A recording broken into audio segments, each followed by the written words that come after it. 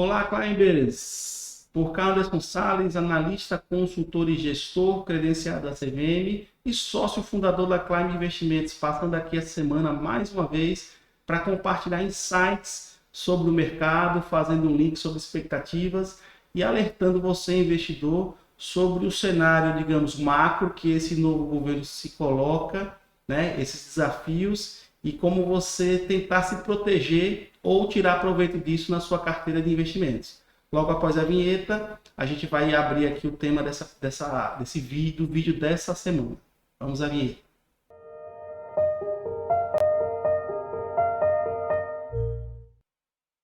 Pois é, tá aí, novo governo eleito, saímos de uma perspectiva de direita para uma perspectiva de esquerda, aí com o governo Lula 3, a começar oficialmente em janeiro, mas na verdade já está fazendo muita coisa, anunciando nomes, como é prudente realmente fazer. Mas está aí, essa figurinha da semana é o Aloysio Mercadante, já apontado como futuro presidente do BNDES. Então, o objetivo aqui é destrinchar quem é Aloysio Mercadante, o que é o BNDES e como isso pode impactar os investimentos aí seus, nossos, nesse próximo ciclo que se chega. Vamos lá ao Aloysio. Olha aí o site, o currículo Lattes do Aloysio Mercadante, tá? Formado em economia, com mestrado e doutorado também nessa ciência, vamos dizer assim. Tá? Ele vem da USP e fez suas especializações na Unicamp, né? Na Unicamp. Sobre o que foi que Aloysio Mercadante escreveu. Então, vamos descobrir aqui, porque isso vai dizer bastante de como ele enxerga, tá, o mundo. Nem todo mundo conhece, ele é uma figura, apesar de ser uma figura pública, já tarimbada. Os novos investidores, esses, sei lá, 3, 4 milhões de novos investidores da Bolsa de Valores do Brasil, são jovens, em sua maioria, e podem não conhecer aí o pensamento do Aloysio Mercadante, até porque ficou fora, né, nesse ato aí de governo, ficou bem fora aí dos holofotes e de participação, digamos assim, direta na linha de frente das decisões econômicas do Brasil. Mas o seu doutorado está aqui, no site do CNPq, o currículo Lattes. Ele escreveu sobre as bases do novo desenvolvimentismo no Brasil, analisando o governo Lula 2003 a 2010, ou seja, Lula 1 e Lula 2, né? Terminou em 2010 e um governo do qual ele fez parte, né? O Aloysio Mercadante foi parte integrante aí desse governo. Aí foi a sua tese de doutorado. No mestrado, lá em 77, finalizando em 89, ele escreveu sobre o Estado autoritário e desobediência operária. A experiência do Sindicato dos Metalúrgicos de São Bernardo do Campo. Pronto. Não precisa dizer mais nada, né? Então, a visão de economia do Aloysio Mercadante está calcada e foi aplicada lá em Lula 1 e Lula 2 e calcada nessa teoria sindical, né, alinhamento 100% à esquerda, né, de que é preciso gastar bastante para fazer o dinheiro circular na economia, certo? Então, dito isto, vamos agora aqui dar uma olhadinha de quem é o BNDES. Então, quem que é o BNDES? Então, está aqui o site do BNDES, onde ele apresenta, né, como o Banco Nacional de Desenvolvimento Econômico e Social, fundado em 52, uma empresa pública federal vinculada ao Ministério da Economia, e que na verdade engloba 3 empresas, né, 3 entidades aí. O BNDES e suas subsidiárias, tá certo? O BNDES Participações, que atua eminentemente no mercado de capitais, tá? Bolsa de valores, CVM, emissão de ações, de dívidas, de bonds, né? E a Agência Especial Finame, Agência Especial de Financiamento Industrial. Financiamento Industrial, tá certo? Então, aqui você vai encontrar toda a legislação básica do BNDES e uma estrutura de gestão e organograma desse banco, tá certo? No tocante à legislação, é importante destacar uma coisa importante, essa lei aqui que eu já separei, que é a lei que enquadrou o BNDES, o banco, como uma empresa pública, tá? E entre outras coisas que é dito aqui, vamos ao artigo 5º, aqui. No artigo 5º ele fala que o banco tem autorização para efetuar todas as operações bancárias necessárias à realização do desenvolvimento da economia nacional, nos setores e com as limitações consignadas no seu orçamento de investimento, tá certo? Então, esse aqui é o escopo de atuação do BNDES, efetuar todas as operações bancárias necessárias ao desenvolvimento da economia nacional, em setores e limitações do seu orçamento de investimento. E aqui ele vem no parágrafo único, ó, que essas operações poderão acontecer no exterior, quando necessário, para o que fica, né, o BNDES autorizado a constituir subsidiárias no exterior e a aceitar as cláusulas usuais em contratos internacionais, entre elas a de arbitramento.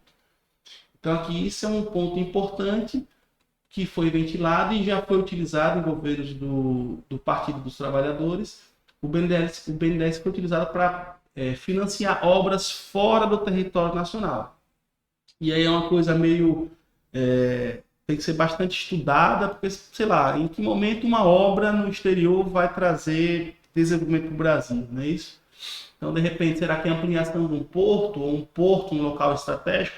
Pode ser, pode não ser, tá certo? Então, tudo isso precisa ser muito bem estudado e o ideal é que, tal qual o Banco Central, o BNDES também gozasse ou de uma certa independência para evitar as ingerências usuais políticas, né, no destino desses recursos, ou um orçamento mais limitado, né? Então, o poder do Aloysio Mercadante, ele vai ser dimensionado, tá certo? Pelo tamanho do orçamento do BNDES, tá?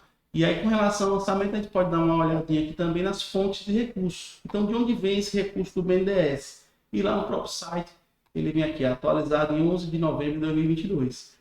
Então, o recurso do BNDES ele é distribuído dessa forma. Fundo de Amparo ao Trabalhador, Tesouro Nacional, captações externas, PIS, PASEP, outras captações, e do seu próprio patrimônio líquido, né? Digamos assim, recurso próprio. Então, a maior parte, né, mais da metade, vem do Fundo de Amparo ao Trabalhador, né? E uma boa parte também vem do Tesouro Nacional, tá certo? Então, em números, né? Então, descendo um pouco mais aqui, isso em cifrão, em reais, né? Isso, quanto é que vem aí desse FAT? Então, aqui, ó, o saldo de recursos do FAT em setembro, tá? Era 364 bilhões, tá certo?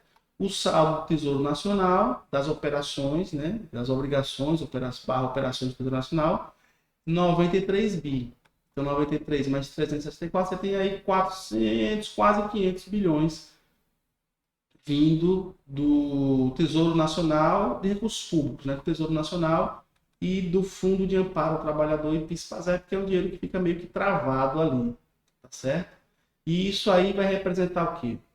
Quase 70%, né? 65%, melhor dizendo, do total da origem de recursos do BNDES.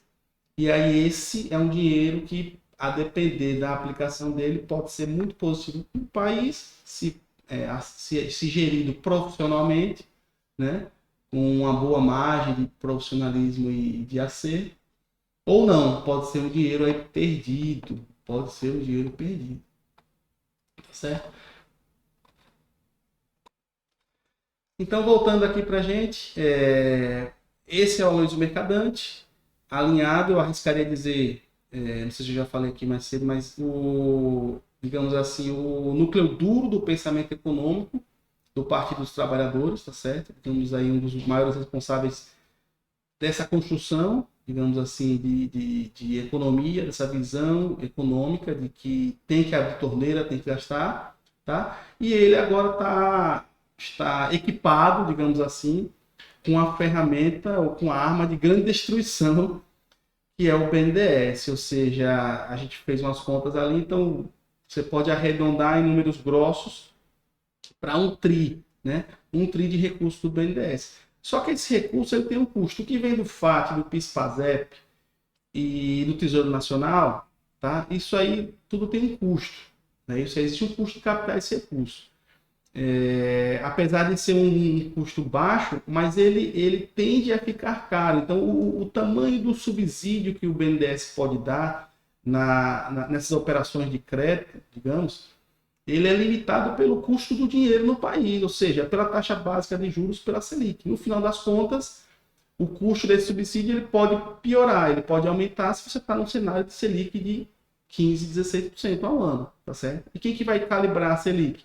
É um banco central independente, e aí é um sistema de freios e contrapesos bastante interessante aí, e vai mostrando dia após dia para o governo que ele não pode fazer tudo, que ele tem que negociar o tempo todo, e que são muitos interesses e que o mercado é muito grande, né? Então, isso é o futuro presidente do BNDES, isso aqui é o BNDES em linhas gerais, tá?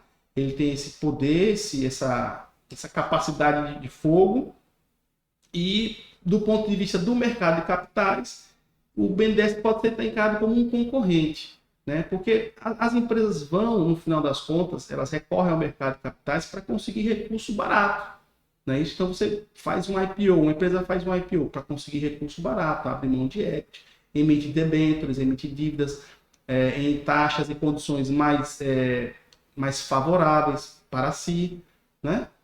E se de repente você tem um BNDES com pouca qualidade técnica no emprego desse 1 trilhão que a gente falou que está à sua mão, então isso é um desestímulo para as empresas buscarem a Bolsa de Valores, o mercado de capitais, porque é um ambiente regulado, extremamente fiscalizado, extremamente transparente, e podem optar por fazer aí ingerências políticas junto ao governo de plantão, junto aos gerentes políticos nomeados aí na história do BNDES, para conseguir esse recurso. Então, esse aqui é o grande X da questão, e isso é uma coisa que assusta o seu mercado, porque vai tirando o quê? Vai deteriorando a qualidade da informação que você tem disponível. Então, quando você começa a ter muita assimetria de informação, ou seja, tomadas de decisão calcadas em acordos políticos feitos em ambiente fechado, não em ambiente aberto e transparente. Então, isso assusta o mercado, tá certo? Então, o Aloysio Mercadante é esse camarada, ele vem para abrir as torneiras do BNDES, ele tem um orçamento que ele tem que respeitar, o BNDES tem um orçamento que tem que respeitar por lei, e esse orçamento, essa origem de recurso tem um custo. Então, se você começa a desequilibrar fiscalmente, tá, o país, então você não consegue, você mitiga a capacidade de subsídio dessa ferramenta chamada BNDES. E aí é um tiro no pé do próprio governo, se assim ele fizer, tá? Então, se quer recurso, tem que pagar por ele. Para pagar por esse recurso, tem que pagar menos. Como é que se paga menos? Tem uma Selic mais baixa. Isso aqui não tem muita mágica. E esse cenário fiscal ele só vai ser resolvido, aí é uma outra discussão, outro vídeo que já fizemos, quando você tiver ou aumento significativo de arrecadação, para bancar o que o governo já sinalizou que quer de autorização para gasto, que é uma magnitude aí de 150 a 200 bilhões de reais, ou você consegue aumentar a arrecadação nessa magnitude, ou você vai aumentar imposto. Não tem mágica, tá? Não dá para imprimir dinheiro, não dá para voltar esse tempo. Então, com isso, a gente encerra aqui esse vídeo, esse insight de hoje sobre BNDES, novo presidente, e como isso pode impactar os seus investimentos, tá certo?